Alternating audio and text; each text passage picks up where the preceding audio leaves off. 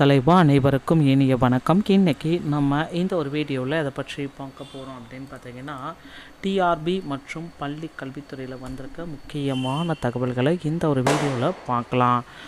ஆசிரியர் தேர்வு வாரியத்தில் டெட் தேர்வுகள் முடிஞ்சாச்சுங்க. டெட் தேர்வுடைய அஃபிஷியலான ஆன்சர் கீஸ் எல்லாமே விரைவில் பப்ளிஷ் பண்ணுவாங்க அப்படின்றத எதிர்பார்க்கலாம். மேலும் டெட் தேர்வர்களுடைய ரிசல்ட்டும் நாம் விரைவில் எதிர்பார்க்கலாம். அடுத்து நீங்கள் எல்லாருமே அவளுடன் எதிர்பார்த்துட்ருக்க அந்த முதுகலை பட்டதாரி ஆசிரியர்களுடைய தேர்வு முடிவுகள், பிஜிடிஆர்பி அப்படின்னு சொல்லக்கூடிய முதுகலை பட்டதாரி ஆசிரியர்களுடைய தேர்வு முடிவுகள் கண்டிப்பாக இன்னும் ஒரு சில தினங்களில் கண்டிப்பாக வெளியாகிடும். நவம்பர் 17, 18, 19 இந்த 3 தினங்களில் முதுகலை பட்டதாரிகளுடைய முடிவுகளை நம்ம பெறுவதற்கு தயாராகி கொள்ளணும் நமக்களே. ஸோ பிஜிடிஆர்பியை பொறுத்த வரைக்கும் நிறைய பீப்புள்ஸ் பார்த்தீங்க அப்படின்னா, எனக்கு மதிப்பெண்கள் தமிழ் தகுதி தேர்வில் போயிடுச்சு அப்படின்ட்டு ஓப்பனாகவே சொல்லிகிட்டே தான் இருக்காங்க. ஸோ அதனால் தமிழ் தகுதி தேர்வு ஒரு சில அப்ஜெக்ஷன் தெரிவிச்சிருக்காங்க. அதுக்கும் ஆன்சர் கீஸ் மேலே சில சந்தேகங்கள் இருக்குது தமிழ்லையே அப்படின்ற மாதிரி. ஸோ தமிழ் அப்படின்னா ஒரு சிலருக்கு 1 மார்க் 19 மார்க் எடுத்தவங்களுக்கு 1 மார்க் கொடுத்தா கூட அவங்க பார்த்தீங்க அப்படின்னா போஸ்டிங் போகிறதுக்கு நிறைய வாய்ப்புகள் இருக்குது. இப்படி தாங்க இதெல்லாமே நடந்துகிட்ருக்கு.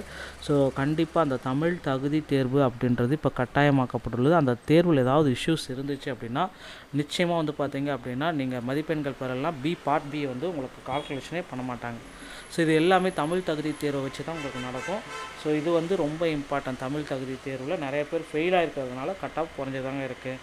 அடுத்து முதுகலை பட்டதாரிகளுடைய முடிவுகள்.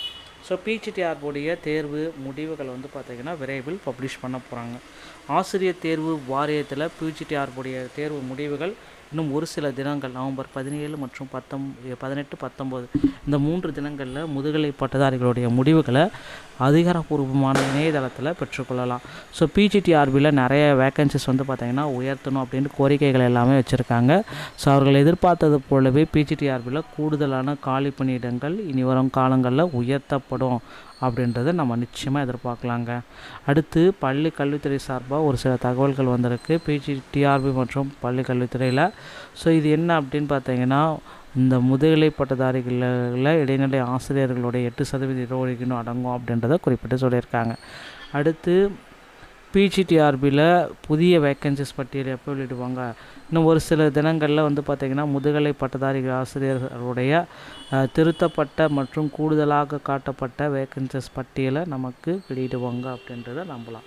ஸோ மக்களே, இந்த தகவல்கள் அனைத்துமே உங்களுக்கு ரொம்ப பயனுள்ளதாக இருக்கும்னு நினைக்கிறேன்.